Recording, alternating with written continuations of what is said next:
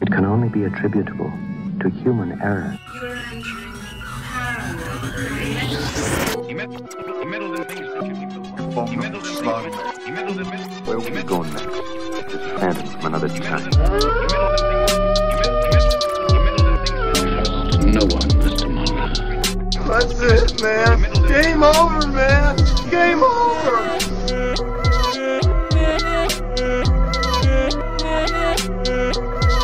That is one big pile of shit.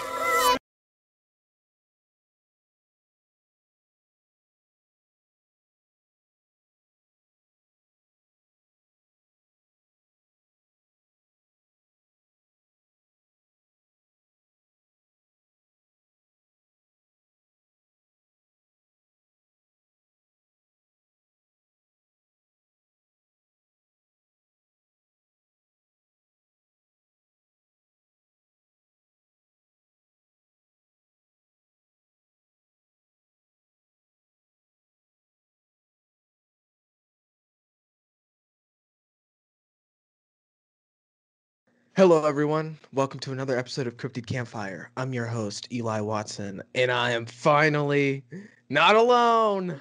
Woohoo, that's right. I'm calling from the great beyond. It's me, Alex Daikaiju of Cryptid Campfire. Yes. Hello, Alex. It's good to have you on this trip. Ooh, thank you. It's good to be here. Yes. And I thank you so much for being on the show. And thank you. Good night. Thank you, everybody.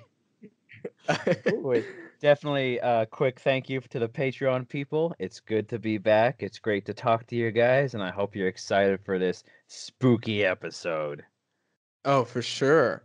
And I know you actually mentioned this topic, mummies. Mm-hmm. Oh, yeah. Mummies. You gotta love them, right? Oh yeah, they're pretty cool. It's unfortunately there's not a whole lot of like paranormal stuff associated with mummies. I guess it's not unfortunate, but Yeah. it's not. But it's not as exciting. I guess I don't know. It definitely we'll get into it, but mummies for sure are they're a real thing. Let's get that off the bat. Mummies are real, Yes. but storytellers and movie makers throughout the years have beefed them up and given them a little bit of sex appeal with what their paranormal abilities can be. Oh yes, and they're cool.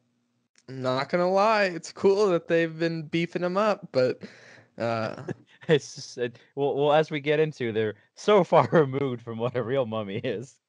oh yes. But I guess if we're going straight into, the concept of a mummy's curse or whatnot, I think that really it got really popular when Howard Carter discovered King Tut's tomb in the Valley of Kings in Egypt in 1922. Mm-hmm. And so they discovered it in 1922, took some time to excavate, but they finally opened the tomb in 1923 and immediately sensationalized fake news, if you will. They came out with these articles that said that people who had opened the tomb were cursed and that they had died within a decade, within opening the tomb. This is like pretty easily disproven. Yeah. All you just gotta look at when these people died. I said, yeah. The stories Go ahead. were Howard Carter and team opens up the mummy's crypt, within the last 10 years, and within the next intervening 10 years, they were all found in their apartments, half dried, clutching their throats in a silent scream of death rattle. Yeah, yeah. But no, it's not that exciting. Um, I mean, I think most of it really kind of sparked with the sponsor of the expedition, Lord Carnarvon. Mm-hmm. Carnarvon. I don't. His name's kind of weird. It's like Carn, like carnivore, but it's Carnarvon. Carnarvon. Carnarvon. I don't, Carnarvon. Carnarvon. Yeah, there you go. And so he died within 6 weeks of opening the tomb. This is Mm-hmm. believed to be of blood poisoning, however, but I'm sure the media was quick to be like, "Oh, look, he died because of the mummy's curse or whatnot." Um, in fact, the famous author Sir Arthur Conan Doyle, the creator of Sherlock Holmes, said that Lord Mm-hmm. Carnarvon's death had been caused by the elementals created by King Tut's priests to guard the tomb. Oh, don't I, that just beat all? I don't know where he got that idea. I'm pretty sure he wasn't even there.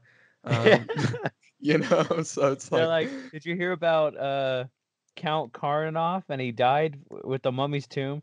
Oh, I'm sure the elementals that the king created back, did it. it's like you just totally made that up. It's and everyone just ran with it. So talking about how a bunch of people died within a decade after opening the tomb.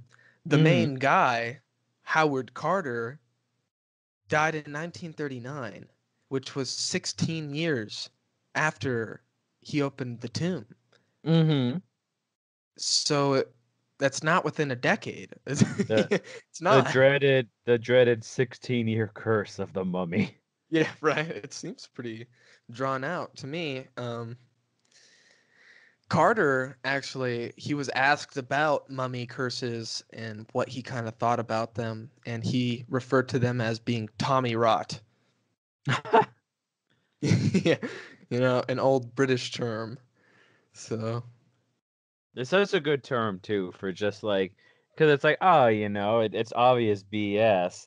But when you Britishify it, it's Tommy rot. yeah. But I do have a couple of strange things that are involved with Howard Carter and a supposed curse, if I may share. Ooh, please. Yeah, so this was in 1925, just 2 short years after they first opened King Tut's tomb. And there was a man named Bruce Ingram there, and he was gifted a paperweight by Howard Carter, and that was made out of a mummified hand, and around its wrist was a scarab bracelet with the inscription, "Cursed be he who moves my body. To him shall come fire, water, and pestilence." And Ooh. I know that's pretty wild. I wouldn't, take anything that said that on there personally. But Ingram's house burned down shortly after taking this paperweight. And that's already pretty bad on its own. But to make it worse, when he rebuilt the house, it was destroyed again by a flood, Oh. mirroring the curse, "To him shall come fire, water, and pestilence." I'm I didn't look up anything about him getting sick or anything, but I bet there might be something there. Maybe. Actually, I don't want to make wild claims. Let's see He how this guy died. he uh he got cursed with ironically Montezuma's revenge. Montezuma's revenge. Let's see here. There's not a whole lot of information on this guy on the internet. I'm not sure how he died. I will have to follow up with this. I'm gonna have to look that up, like for real, not on the fly. Yeah, well, maybe we'll do a little update on how Howard Carter died. Was it? I Did they think he find died of it? lymphoma.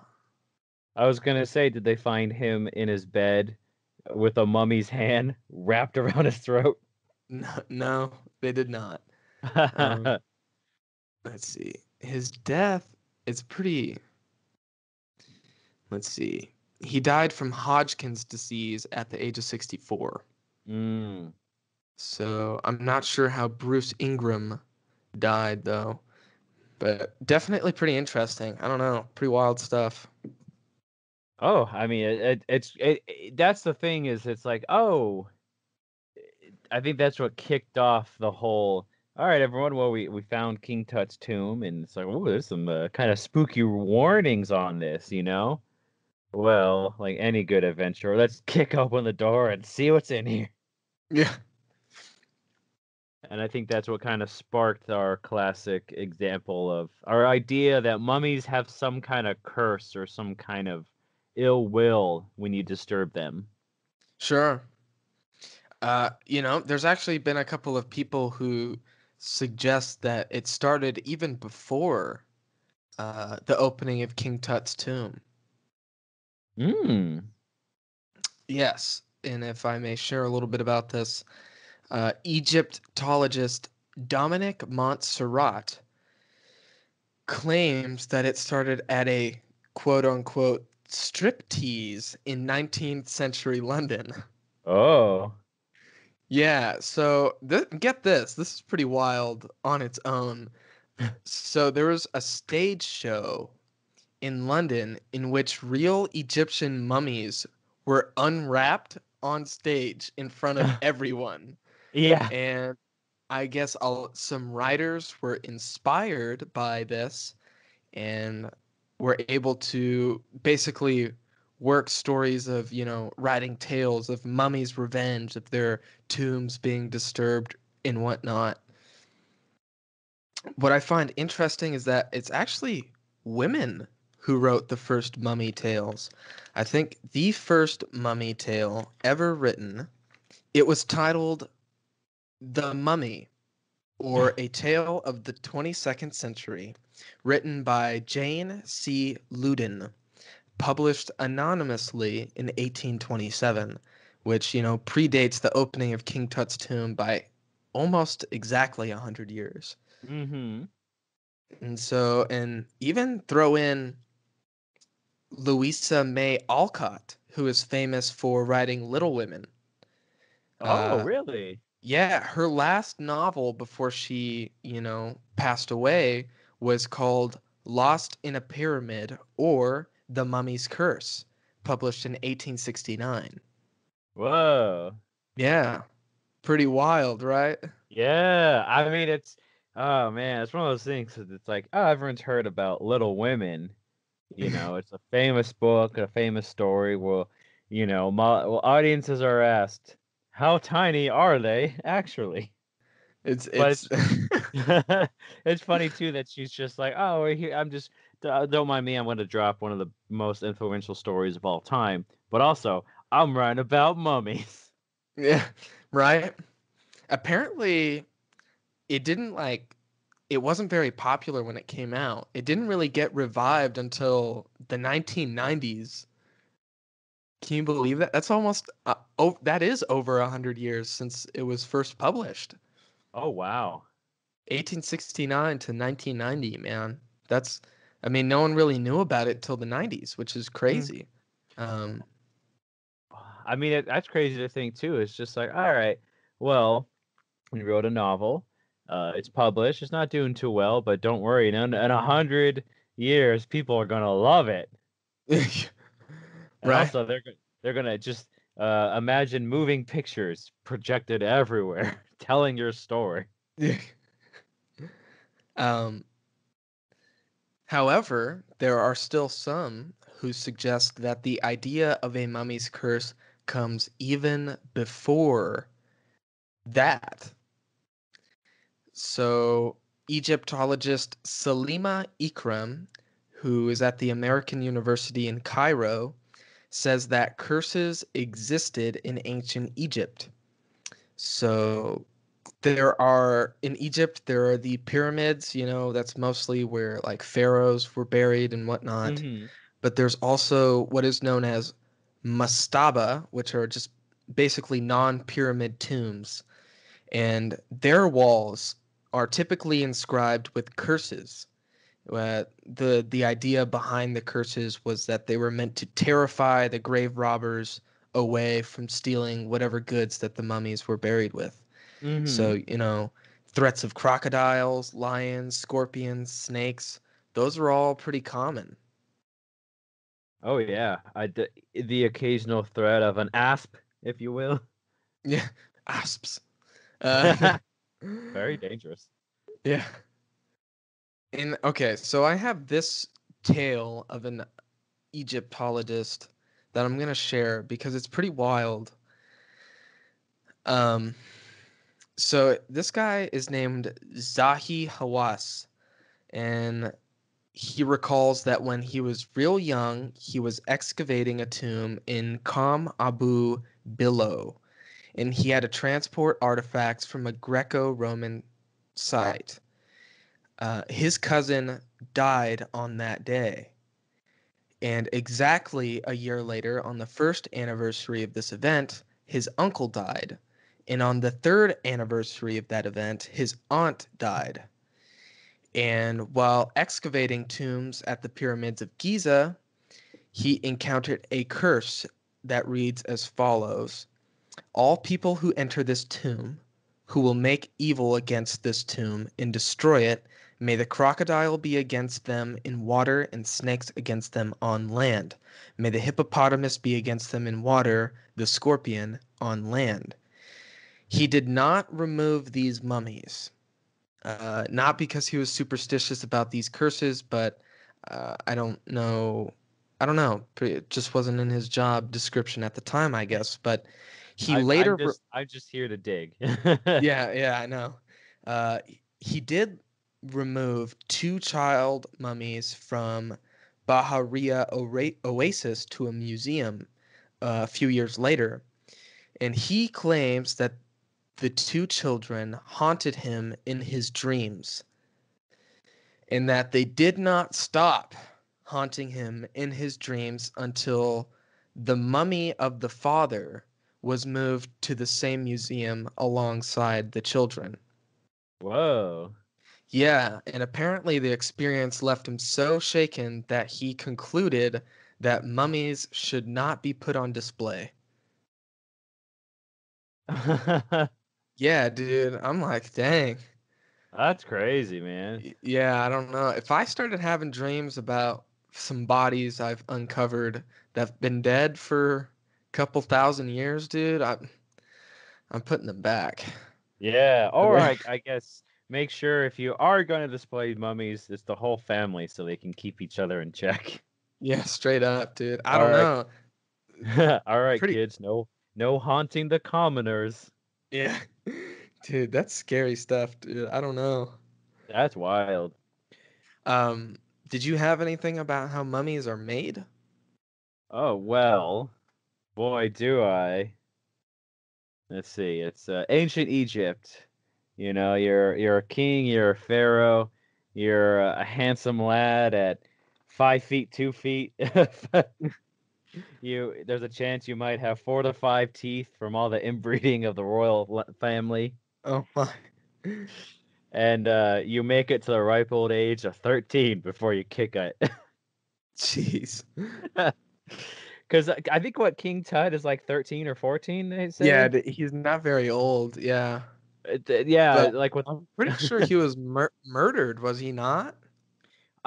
maybe that I don't know. You know, it's one of those things. To it's I mean, all the causes of mummy deaths is just like, oh, they were either beaten to death by their inbred family or they died from being inbred thanks to their family.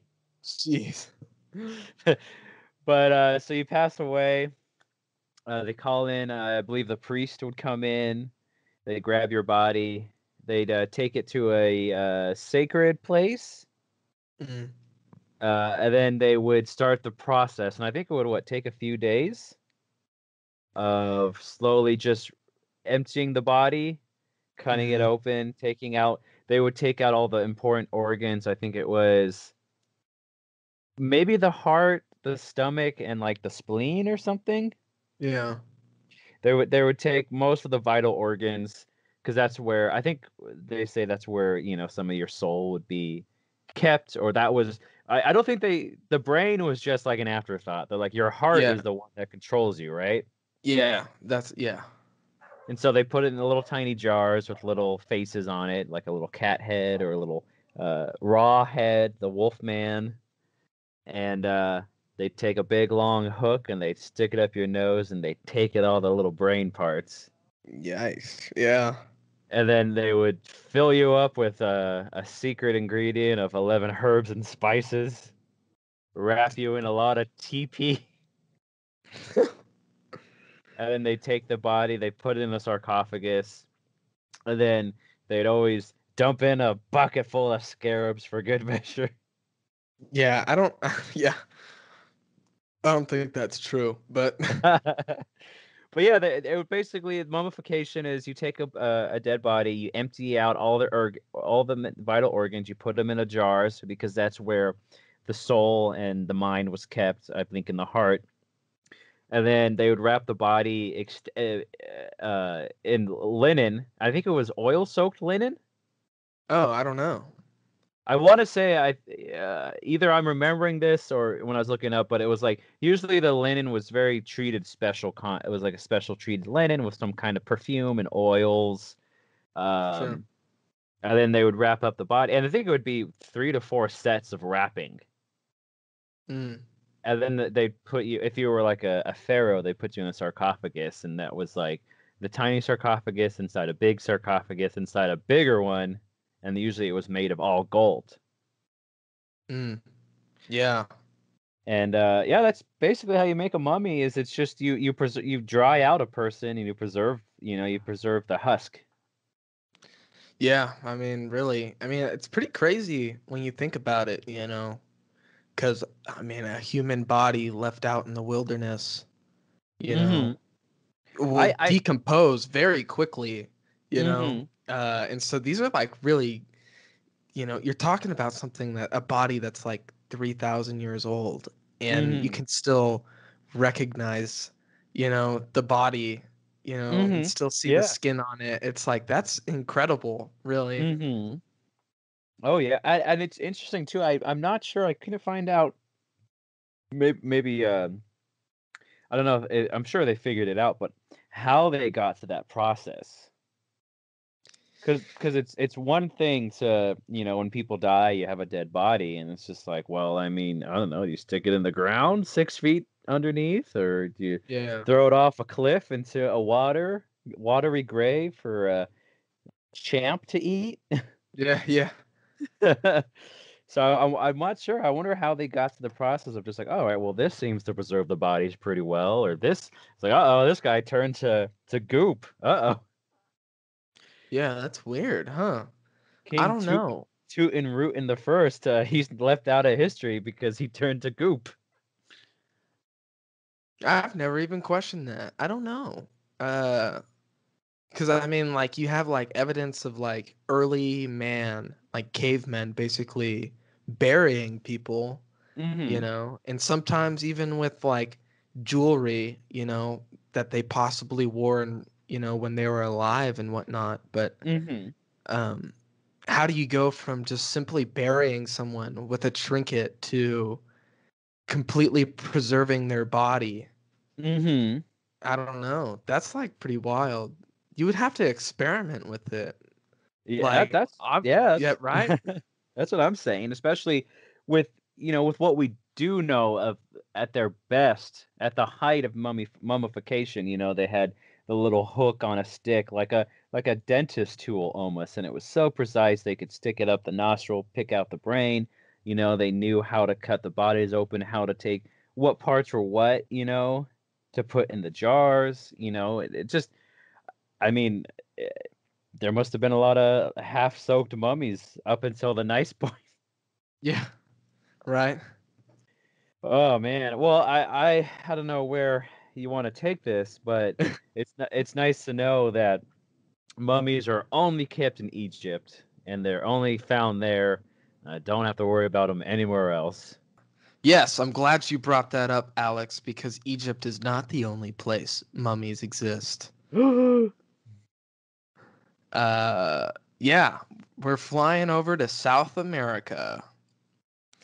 And so Ew. actually, I'll bring this up. Very interesting fact. The oldest Egyptian mummy is from the year 3000 BC. Whoa.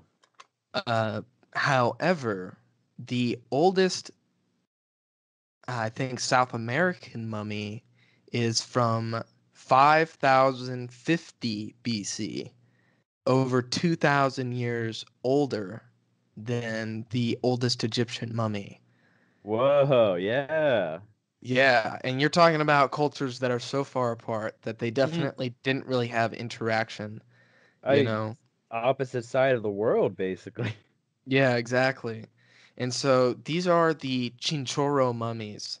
Um, this was they did mummification for thousands of years, and over time, I'll talk about some of their different mummification processes, but they like really kind of just got better and better at mummifying people, and they had a little bit more practice than the Egyptians. I'll say Mhm. that because, in Egypt, mummification was really reserved for, pharaohs or people with power, basically, Mhm. kind of the higher class, rich folk of Egypt.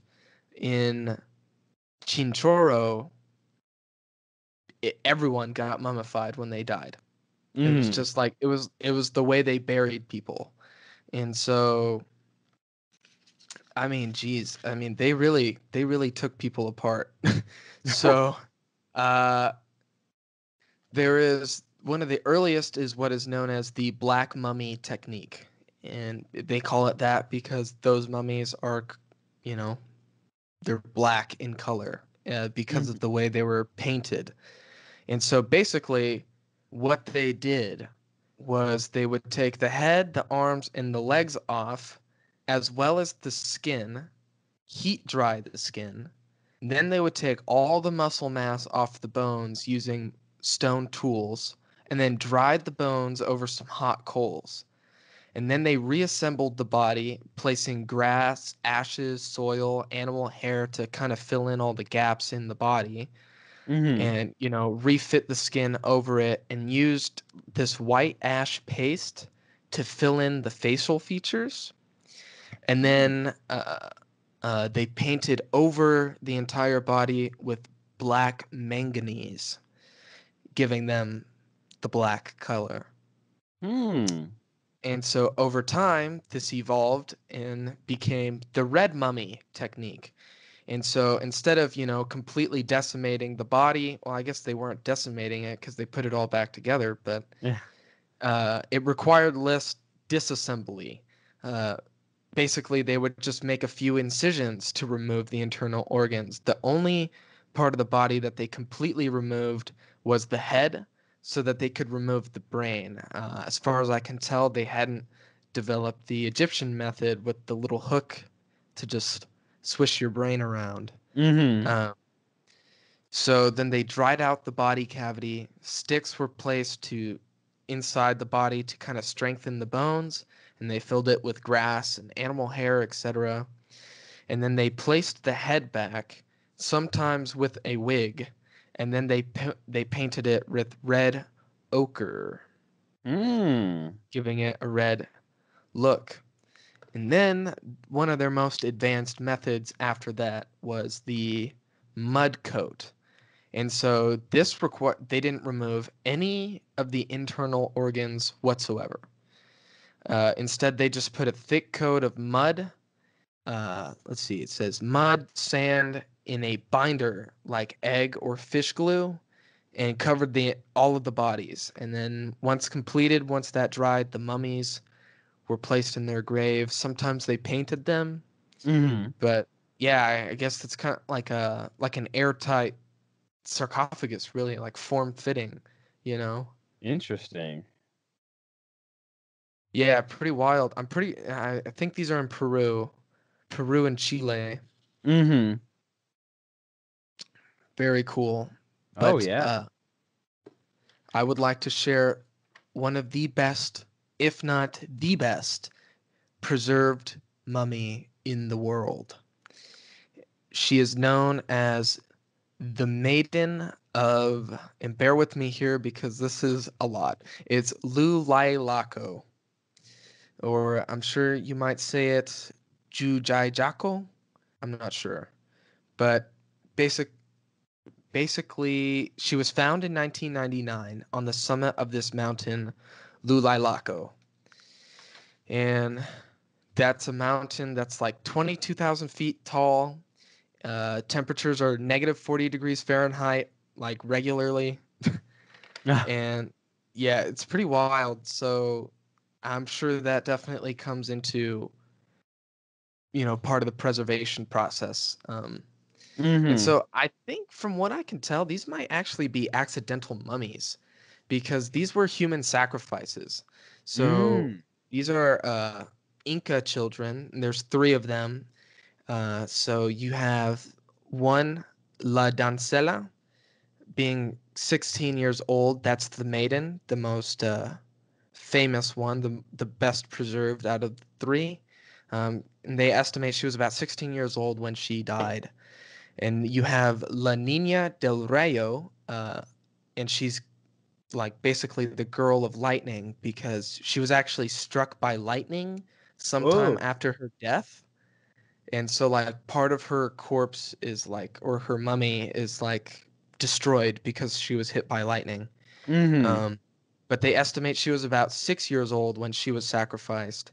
And you have El Nino, the boy, who was about 7 years old when he was sacrificed. And I'm not entirely sure why these three were sacrificed. But typical reasons in Incan culture for sacrifice was to ensure health, rich Mm-hmm. harvests, favorable weather, whatnot. And so they kind of estimate or kind of guess that they were fed really well before dying, and that they waited till the children fell asleep and then wrapped them up and placed them about 5 feet in the ground, and then they just kind of die in their sleep. Whoa. Yeah. I know the boy, he was bonded, like he was tied up, Mm-hmm. um, and he had blood and vomit in there with him. Uh, Ew. just kind of signs that there was a struggle there. Um, but the two girls did not have that kind of struggle. But yeah, I mean, when you're talking about preservation here, you're talking about like the arms and her legs are completely perfectly preserved, as Mm-hmm. well as like individual strands, like individual hairs are perfectly preserved. I mean, when you look at pictures of her, she looks like she's still alive. Yeah, just like a sleeping girl, you know? It's definitely kind of freaky. Apparently, the Smithsonian Channel, and they have this clip on YouTube about, when they first unwrapped her. Apparently, everyone was just talking in whispers because it was almost like she was sleeping. They were like Mm-hmm. just talking in hushed tones as if they were going to wake her up if they spoke too loud. Um, they were actually able to do DNA tests on all three of these mummies and found out that the maiden and the girl of lightning were actually half sisters, and the boy was completely unrelated. Whoa. Yeah. They're on display. I can't remember where. I didn't take note of it, but they're on display somewhere in South America.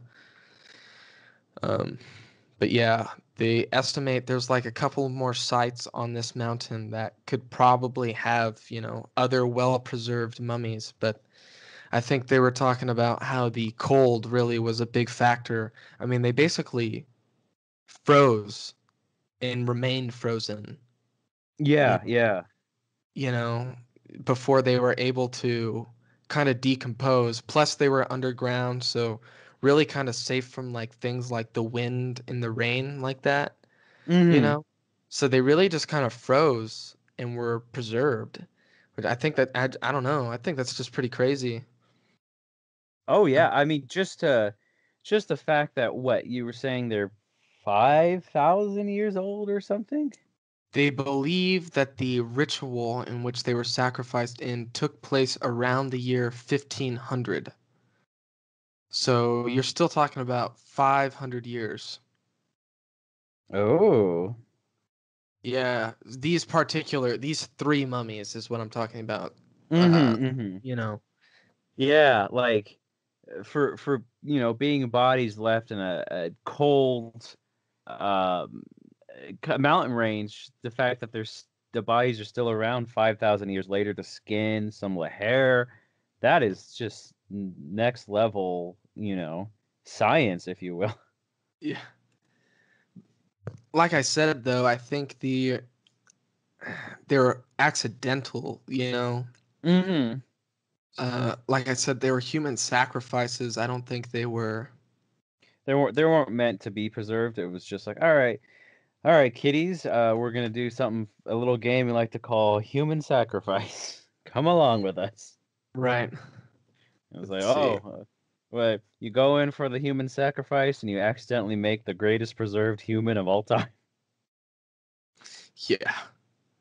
Oh yeah, it's interesting because you talk about them being like accidental mummies, to Yeah. where that wasn't the goal. Uh, did you get anything about Christian mummies? Whoa, no, I didn't. Yeah. Well, apparently it's mostly in Roman Catholic or Eastern Orthodox belief that divine intervention sets in when somebody dies, and it's called incorruptibility, to where they were somehow so close to God, so touched that when they die, their bodies just don't decompose. And when that happens, the person is made an honorary saint. Really? Yeah, and there's a whole mess of them, which is interesting, is because if you look into like the Catholic Church or even Eastern Orthodox, they have a lot of relics of dead, famous, but biblical characters, or people of the faith that passed away. So it's like, oh, they have the finger of Saint so and so, or the hand, or sometimes the whole body. To where there's I found the Mary of Jesus de Leon y Delgado was this lady who born in 1643, died in 1731, and she's in a monastery of Saint Catherine of Siena, and they have her body on display, and she's just like she's just like kind of preserved, like Huh. and the whole thing is there's no mummification involved. It's just a person dies, and the body just doesn't decompose regularly. And sometimes that's attributed to where the region is. Sometimes there's Pope John XXIII, I think is what that, the 13th. Yeah. No, that's Uh, 20 XX you said? oh, yeah, Yeah, 23rd it's then. 23, yeah. 20, yeah. So Pope John, apparently he had like 3 sets of coffins that he was buried in that preserved it. So like he's still kind of like preserved for the most part, from what I can tell, with little to no embalming. Mm. And Weird. right, so and they're just like these bodies that are dressed up kind of fancy, in these glass cases that are put on display, and it's just like, hey, that person, you may not have known it, but they were something special because when they died, their body didn't decompose. That's so strange. Mm-hmm. So that was another example of a non-traditional Egyptian mummy that you think of. Sure. Isn't there like some Buddhist mummy? Yeah. Oh boy, the Buddhist mummies. I got a little bit of info on those guys. Oh, share what you know. Uh, Buddhist monks would actually self-mummify themselves. Yeah. And self-mummification, it was practiced until the late 1800s in Japan, and it's been outlawed since the early 1900s. But basically, what would happen is, if I'm saying this right, the Mahayana Buddhist monks reported they were reported to have known their very own time of death, so they knew when they were going to die. So they Weird. would, yeah, right. So they'd leave their own last testaments, and they'd leave whatever belongings to their students, and then they would sit in the lotus position, and they would have any um, physical items that they wanted placed next to them, and then they would be buried alive. What? And they, yeah, and not just that, the bodies would be buried for 3 years before they Wha- were exhumed and then painted and adorned with gold. Weird. Yeah, and then some of these bodies are actually on display in several Japanese shrines. Hmm. Uh, Pretty crazy, right? Yeah, that is. So you have people who, when they die, they get turned into mummies. You have people who were put as human sacrifices and became mummies inadvertently. And then you have people who wanted to become mummies. Yeah, well, I have this of a specific monk that they found in Mongolia. Mm. Like you said, he was in the lotus position, and some Buddhists say that he's not dead, he's just in a deep meditative trance. And basically, like you said, he just kind of knew when he was going to die. So apparently, it happened in 1927. He told his students he was going to die and that they should dig up his body or exhume his body in 30 years instead of the traditional 3 years. Mm-hmm. And so he sat in the lotus position, began meditating, and died. And then when he was later exhumed, 30 years later, supposedly his body was still preserved. And then they, like you said, they painted him and whatnot, and then they reburied him. And he remained buried until 2002 when he was dug up again. And they found that he was still well preserved. Whoa. Yeah. And so he was then placed inside a Buddhist temple. So you can go see him inside of a temple. But what's actually interesting is that he was stolen from that temple. And yeah, he was stolen and found because some dude was trying to sell him on the black market. Oh no. Yeah, but the Mongolian police found and yeah, so now the monk is actually being guarded at the National Center of Forensic Expertise in Mongolia. So he's not at the temple anymore. But Whoa. yeah, it's definitely crazy, dude. I mean, I'm looking at a picture of him right now and like his body is pretty well preserved. I'm not gonna lie. That's pretty Oh crazy. yeah. I mean, just for, being buried with nothing, it's pretty crazy.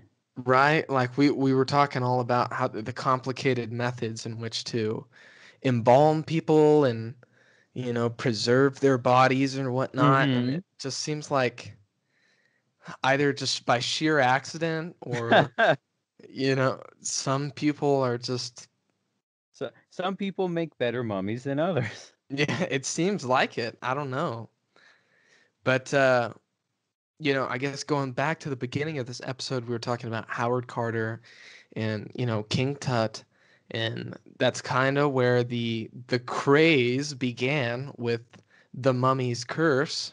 Mm-hmm. And like I mentioned, Howard Carter passed away in 1939, which would have given him 7 years to catch the universal flick, The Mummy. Oh yeah. It was what, 1932? hmm Yeah, so a year after Frankenstein and Dracula, Universal comes hot off the presses with The Mummy, the story of Imhotep. With Boris Karloff, right? Mm-hmm. Yeah. They got Boris Karloff to play the mummy. Uh, and man, it's one of those things to where nowadays you think like, oh, old black and white monster movies, you picture the mummy is like a gray, bandaged up figure with one hand like wrapped up and one arm extended, and it's like slowly lurching towards people. hmm But it's funny is because if you go back and you watch the original Mummy, he's like that for like what, the first 5 minutes, if that. Yeah. because they're in. It opens in Egypt. They're like, oh, quick, someone, we opened the chamber of so and so, and there's a guy. He's reading a scroll, and then you see the mummy in the background, and it just slowly kind of moves, and then you hear the guy scream, and the light cuts out, and then the rest of the movie, Imhotep is walking around. He looks like Boris Karloff, and Yeah. he's trying to get a sexy lady in his sights. Yeah, basically. And that's basically the mummy is. He's just trying to find some lost love 1,000 years after his death. Yeah, it's pretty wild. I really like the sets in that movie. Mm-hmm. It's a good looking movie. Oh yeah, for sure. But I don't know. I'm not like so much a fan of that particular rendition of the Mummy. Mm-hmm. I'm a little bit more of a fan of the next Mummy that came out in 1940, which was The Mummy's Hand. Oh yeah. Is that the one where it's in the South, in like the bayous? No, I believe that's The Mummy's Curse. Okay, that's the one I'm thinking of. Yeah. But yeah, it's all about this same mummy called Karis. So there's like a 4-part series that Universal came out with. The Mm-hmm. first one being The Mummy's Hand, then The Mummy's Tomb, The Mummy's Ghost, and The Mummy's Curse, which the last one ends up with him being in the bayou. Yeah. Yeah. That one's is like the sad tail end of it where they had like no budget and no sets. Yeah. But yeah, so The Mummy's Hand, begins in Egypt. And then The Mummy's Tomb, I thought that one was pretty interesting because they do something very crazy with that one. Mm. So the main character of The Mummy's Hand is a guy named Stephen Banning. That's his character's name. I don't know the actor's name. I could look it up real quick. Yeah, so it's Dick Foran. He plays adventurer Steve Banning, and he plays his age in The Mummy's Hand. Mm-hmm. The Mummy's Tomb picks up when he's an old man, and they give him like they age him with makeup. Ooh. Yeah, they do a time jump ahead of time, and he does a whole spiel about where he recounts his memories from The Mummy's Hand, and they do flashbacks to The Mummy's Hand. So you really don't even have to watch The Mummy's Hand in order Mm-hmm. to watch The Mummy's Tomb because they recap it for you. But it's pretty wild, like that they would. It's only 2 years apart, so he's definitely not that much older. But they like give him gray hair and they give him a mustache and make him look all wrinkly and stuff. Mm-hmm. It's pretty cool. Especially, it's interesting to have because if there's one thing the Universal monster movies don't have, it's recurring like main characters. Yeah. So it's kind of cool that they brought him back because normally it's a one and done. Here's some new characters. Here's the monster. Your Wolfman, your Mummy, your Frankenstein, and then the characters never carry over. So it's kind of cool that they actually brought him back with old makeup and stuff. Yeah, it is pretty cool. And so I will note that the actor who plays the mummy is different in those two films. The Mhm. mummy was Tom Tyler in The Mummy's Hand, but then it changed in The Mummy's Tomb to being Lon Chaney Jr. Oh, our Yeah, and boy. he's the rest of the mummies in that series. Mm-hmm. So that's kind of cool. I hadn't realized till today actually, because you never see the mummy's face, but Yeah. that he was the mummy at one point. Yeah, because he's played the Frankenstein monster and the Wolfman. Mm-hmm. So it's cool that he's also played the Mummy as well. So he's played three of the big top players. Yeah, it's pretty wild. I mean, his dad's in one of them. Lon Chaney's in one, right? Lon Chaney, famous for Hunchback of Notre Dame and Phantom of the Opera. Ah, Lon And Chaney. if you don't know, this is a little fun tangent since we're in our spooky month. Yeah. You know the Phantom of the Opera? You know the old black and white ones where he has like an upturned nose? Yeah. So Lon Chaney, he did all his own makeup because he was an old school vaudeville kind of guy. So he had his own little, not little, but a makeup box with all kinds of just tools and makeups and this and that. And so when he was designing Phantom of the Opera, the description in the book is he's basically like a skull kind of face. Like imagine no nose, sunken eyes. So to get the look of the nose, he took actual like fish hooks and pressed his nose up and took fishing wire because it doesn't pop up on film and taped it to the back of his head so he's like pulling his nose up with hooks. Oh, jeez. And you get that cool, crazy, like he does look like it for now, looking at it now in its time, like that look is pretty iconic. Yeah. And just imagine nowadays, it's like, all right, well, we cast Chris Evans to be the new Phantom of the Opera movie. It's like, all right, well, sir, let's take these fish hooks and put them up your nose and yank your nose up. Yeah, jeez. That's pretty hardcore. Right? Oh, man. But yeah, I found these obscure films. Pardon me. Good God. All right. These obscure films, I guess they're not that obscure, but they're actually Mexican films. So you have The Aztec Mummy from 1957. And the sequel that came out the exact same year, The Curse of the Aztec Mummy. And then you have the final one to round out the trilogy, which came out the year after, 1958, The Aztec Mummy versus, or the Aztec Mummy against the humanoid robot. Yeah, and I don't know. I read the plot of the first one, and it's pretty interesting. It's not a route that I've seen taken in a mummy movie before. So it's about this guy named Dr. Almada, and he hypnotizes his lover, Flor, and finds out that in her previous life, she was killed because she had an affair with an Aztec warrior named Popoca. Whoa. And through these retrieved memories, she's able to locate the tomb, and Dr. Almada takes some jewelry from it in an attempt to, get rich, probably. And it awakens Popoca, the Aztec mummy. Whoa. Yeah, dude.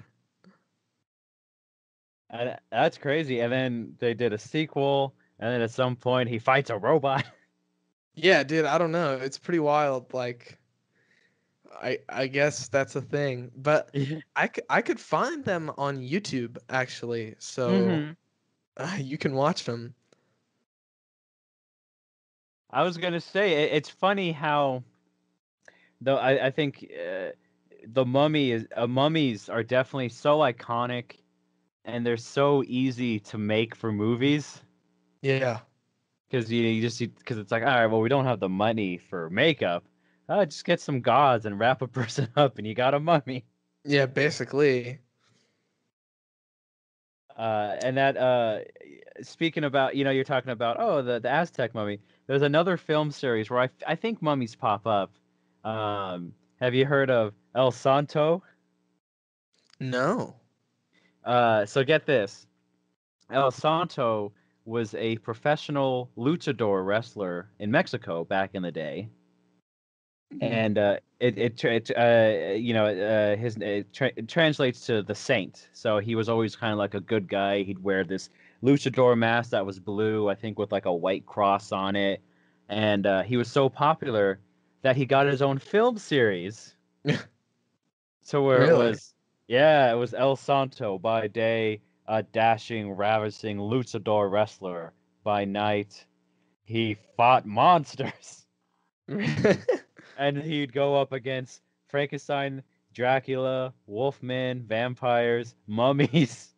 Jeez, whoa. Yeah, so It's just, and it's like one of those things. It's just this great image of a luchador like fighting Dracula and Frankenstein. That's super sick, dude. Yeah, man, they're pretty cool. You know who's a big fan of them is Rob Zombie. Oh, really? Yeah, he brings up a lot of references to like luchadors fighting monsters, and even Hellboy's kind of got in on that action in a few comics. What? Really? I had no idea. Oh yeah, I highly check them out. They're wild. They're like, it's just the greatestness of monsters. You can apply them to any setting and they work. Yeah, it really seems like you can. Uh, uh, but there's a couple of Hammer films about mummies, are there not? Mm-hmm. There's I think it's called maybe just The Mummy or The Curse of the Mummy, but there's the Peter Cushing shows up, and it's your typical, because Hammer films are interesting because they play as like edgy reimaginings of old Universal monsters, Mm. which is really so. Like you take the Christopher Lee Draculas, to where it's like, oh, Bela Lugosi, the Universal monsters, to where it's like, I am Count Dracula, welcome to my castle, and in the Hammer ones, it's like Christopher Lee, he's like, he's super tall, he's like, I'm Dracula, I'm a demon from hell, and I will suck your blood, and he bites people, and there's just like blood gushing everywhere, and when vampires get staked in the heart, just blood shoots out everywhere. Jeez, what? Or we mentioned, we were talking about this at one point. There's the Peter Cushing Frankenstein movies, to where it's like, oh well, what if Frankenstein, was in Technicolor, and you could see the blood shooting out of the monster as he cuts up body parts and stitches them together. So, and they got ladies with big bosoms walking around for good measure.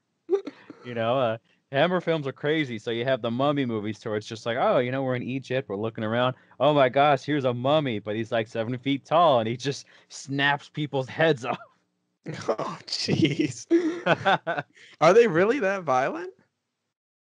I mean, they're pretty. I mean, for the time, they're pretty violent, and they're so crazy with like what they do, because it's just like, oh well, like I'll tell you this, in the original Christopher Lee Dracula, it starts with Harker showing up to the castle, and he's like, I'm here to meet Count Dracula, and he's talking to a lady, and she's like, oh, I'm a bride, welcome to Transylvania, and he's like, oh, thank you for the warm welcome.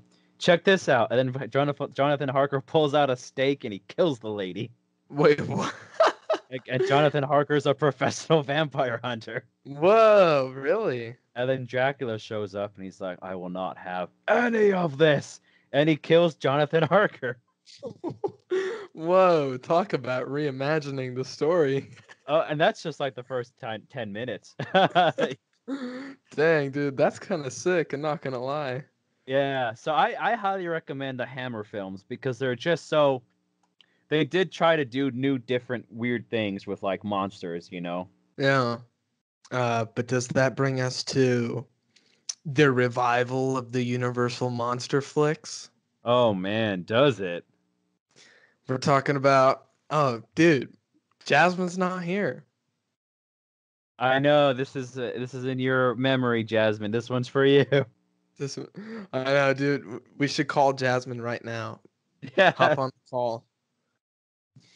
Maybe we'll bring her. Well, maybe we'll bring her in for a new Tall Tales, where we'll be all about the mummy for the time being. It'll be you and me. Yeah. But yeah, we're talking about, was it 1998? Did it come out? 97? Let's see. Let's get a scan on this. The Mummy. 99. 99. Wow. Right alongside the Phantom Menace.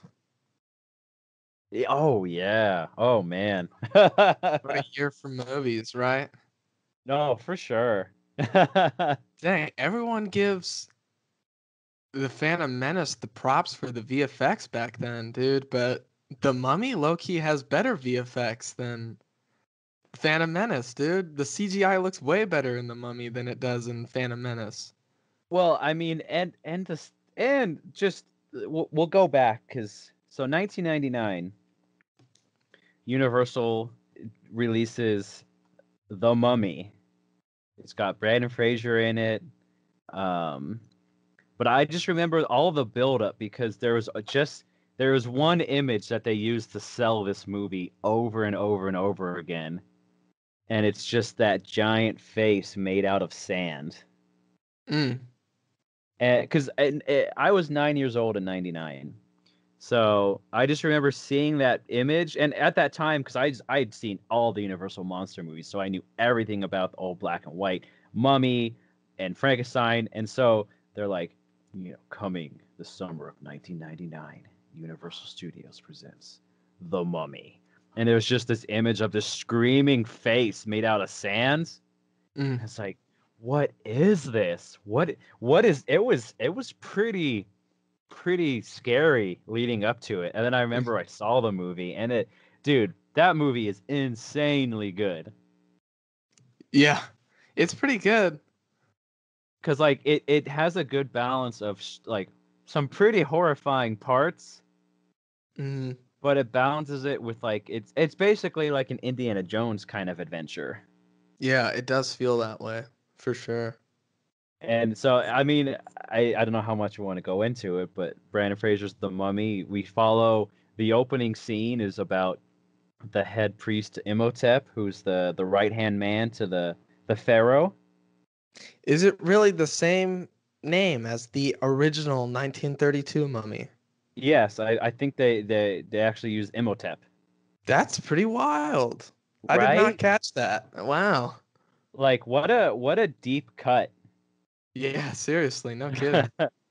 But you have the priest, and he's the most trusted advisor of the king, but he's also kissing the king's lady on the side.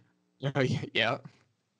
And then they grab Imhotep, and he's like, no, and they cut out his tongue and they mummify him alive, and then they dump a bunch of scarabs on him. Yeah, and that's what preserved him. All the scarabs. But the one of my favorite things of all time is it's just like the king was so mad at Imhotep, so upset that he said, "You're gonna have the worst fate ever," and it's a fate so bad that if anyone disturbs your tomb, you get to come back with unlimited power. Yeah, right. That's what's always so funny is because it's just like, all right, so you got the 1930s mummy. He's an old, it's Boris Karloff. He's walking around. He's got his little fez hat on. Yeah. And he's just trying to like canoodle his way to, get a lady. And then cut to 1999, and you got the mummy. He's a disgusting, half-eaten corpse that it's got to suck the life forces out of people's faces. He steals a guy's eyeball straight out of his sockets. He does. He does. He can shoot like bugs out of his mouth. He can control sandstorms. Like, he's indestructible. Yeah, dude, it's pretty sick, dude. I like it. It's so good. It like good threat, good build up, a lot of fun action scenes. The special effects still look amazing today. They really do look a lot better than Jar Jar Binks. I'm gonna tell you that right now. And I guess I don't know. I guess everyone praises the pod race scene. Because that looks awesome. But anyways, back to the mummy. But yeah, man, just I don't know what to say about the mummy. Just they did the impossible. They made an old shambling TP corpse into a credible threat. Yeah. And they did it 3 times. Yeah. Well, I mean 2 out of 3, because the second one picks up, to where it's just like, oh no, we defeated the mummy, but through a loophole, he's back. Yeah. And The Rock shows up. Yeah, The Rock shows up as the Scorpion King, which became a sixth film extravaganza. Is there really 6 Scorpion King I films? think I think there is. Oh, jeez. They just they did because the Rock shows up as the Scorpion King, and he's like this mythical warrior who shows up later in the movie as a monster. Then he got his own spin-off movie, and then there's the Scorpion King 2 and 3 with some other guy, and then I think Randy Couture is in the fourth one. Oh my. And I think the fifth one I was on Netflix or something a while ago, and it was just Scorpion King 5. This time we mean it. And I was like, oh no. Let's see. I'm like looking at all the Scorpion King movies. There seems to be quite a few here. Mm-hmm. I'm seeing 2 Scorpion King 2s. No. Movie's so good they made it twice. It says 2, 3, and 4. Yeah, geez. There's The Scorpion King, Book of Souls from 2018. What in the world? They're still making them? I don't understand. Why do they keep making them? Well, who's watching these? You have a lot to explain for yourself. Yeah. But yeah, the Rock's not even in these movies anymore. he jumped ship after the first one. Like, I don't understand that. The Rock makes so much money now. Why wouldn't you want to keep making Scorpion King movies with The Rock? Right? Oh, who knows? I mean, if there's one thing to be said, 1999 Universal came out with just something extraordinary, The Mummy. And then they proceeded to just kind of mess up the entire Universal Monster movie afterwards. Yeah, they were on a rampage, dude. Scorpion King 4, Quest for Power. Scorpion King 6, Quest for Squipt. What the heck? I don't understand. It's a different Scorpion King in every movie. I don't understand. Yeah, right? What is happening? Why wouldn't they just stop? Just stop making Scorpion King movies. Like you said, who's watching these? I don't understand. Why are there so many Scorpion King movies when so other many movies aren't getting greenlit that are good? Jeez Louise. You're telling me there's at least 5 Scorpion King movies made, released, but the Tom Cruise Mummy can't even get a sequel? I'm telling you, more people are going to show up for a Tom Cruise Mummy movie than they will for Scorpion King 6. Search for the script. But I mean, what are your thoughts on the Tom Cruise Mummy movie? I like it for what it is, honestly. Me too. I do. I think because it's one of those things because it's like, all right, we're making a Tom Cruise movie and it's got a mummy in it. But I think it's the blend of both worlds to where you have your Mission Impossible-esque type scenarios. Mm-hmm. But a mummy's causing it. And the mummy, I think, I like, was it Sophia Butoli? Butella, yeah. Butella. I like her as the mummy. She looks cool. She doesn't really talk much in the movie. But she looks cool as that kind of like weird. She's got that part where her eye like splits into 2. Yeah, her like pupil or whatever it is, right? Yeah. Yeah. There's little things like that. So you're like, oh, they're trying something different. And I like, it's funny because if you watch that movie, for me watching that movie, because I'm a big horror fan. I've watched a lot of horror movies. Mm. The movie has bits of American Werewolf in London. Mm-hmm. To where his best friend comes back from the dead and is like haunting him as a ghost. Mm-hmm. Yeah, that was a good tidbit. Yeah, so that's kind of nice. And there's the idea of like a female vampire walking around, and like when she sucks the soul out of people, it's like their body is like this gross, like empty husk of a person that's left.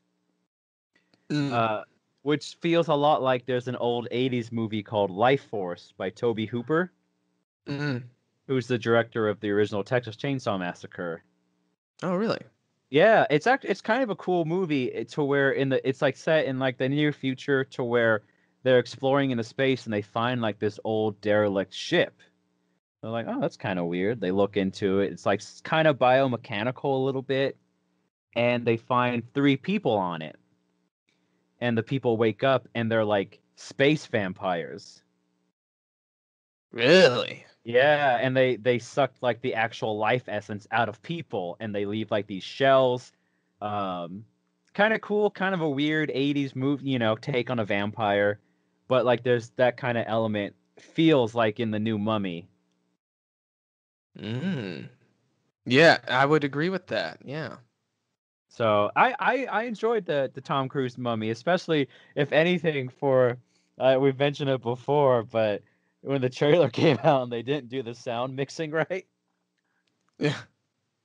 So there's the part where the plane is crashing and it's just there's no audio, there's no music, it's just Tom Cruise going ah, ah, ah.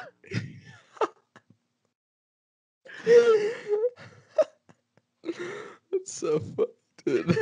It just God bless him when somebody releases a trailer with like no vital music or sound effects in it. Especially because I think it's the same scream repeated. Yeah, I think he like screams twice, but it's the same scream sound, just repeated. Oh gosh. And so it's little things like that like endear me to that movie, you know? I mean, I enjoy it, dude. I like the aesthetic of the movie, really, too. Hmm. You Yeah, know? it's got there's actual kind of cool cinematography with it, and I like it was supposed to be their start of a new dark universe, which unfortunately didn't happen. But there's nice Which, little tidbits of little Easter eggs throughout the movie, which is cool. right. I really feel like you could do a lot with it. I Mm-hmm. really do. I think they did a really good job of setting it up, you know. Uh, Mm-hmm. if they were gonna do more with this stuff, and I hope they do, but I guess we'll see. But like, I don't know. I think they set up like so much. You could easily just like run with it, and Mm-hmm. make a cool like universal monster universe out of it, which I guess Mm-hmm. they're trying to do with Blumhouse now, but I don't know. Like I liked the Invisible Man, but like dude, I just don't care. Just don't care. Oh, I well, don't I mean, it's one of those things. It's like, all right, everyone. Hi, Jason Blumhouse here. Here to show you the new Invisible Man as we watch Elizabeth Moss struggle with, the real threat of, an abusive partner with some kind of supernatural or science fiction element added to it to kind of give the story a little more gravitas, if you will. mm. Now, watch in horror as we introduce the new movie, Phantom of the Opera, with Elizabeth Moss stuck in a house with an abusive monster that's some kind of metaphor. Yeah. And now, the next movie, Frankenstein, with Elizabeth Moss trapped in a mansion. Yeah, dude, they're just gonna borrow the same 5 actors for every movie. It's Uh, just going to be Elizabeth Moss as the linchpin dealing with all these monsters. yeah, I guess they're supposed to make a Dracula movie next, but we'll see how that goes. I guess Yeah. it's supposed to be like a found footage Dracula movie, which is gonna be extra interesting. I Uh, mean, it's one of those things to where if you give it to the right people, it could be done really, really well. Or if you're Blumhouse, you'll give it to the people who did April Fool's Day. oh man, yeah. Or what was that one? Truth or Dare. Yeah, truth or dare. Oh my, yeah. I forgot about that one. Jeez. But yeah, I mean that's all I have on mummies, bro. Yeah, I mean, I think there was kind of a fun overview of, Mummies, they're a real thing. That's what's fascinating. Yeah. They're a real life mummies. It's a preservation of a dead corpse. But there's just so many elements that have been tacked on throughout the years of like, oh, the mummy's curse, or mummies walking around, to where they're just such a good image Mm. in the horror media, and even other random stuff. Mummies just sometimes show up. Yeah, I mean, they really do. They just kind of turn up. That's cool. I think that's the magic of a mummy. You can just put a mummy anywhere, and it'll probably make the story better. Yeah. Yeah. Oh man, yeah. Well, I guess with that, I mean, what more can we say, right? Not other than just thank you for tuning in, you beautiful Patreon people. Yeah, we hope you enjoyed this episode. If you did, please let us know. Oh yeah. And if you didn't, keep it to yourself. I can't handle the criticism. Well, thank you, everyone. I hope you would know who we are and how to find us. I mean, you found our Patreon page, and oh yeah, so yeah. I don't know where I am. How did I get here? And with that, I'll say good night, and we'll see you next week with another fancy episode. Oh yeah. Good night.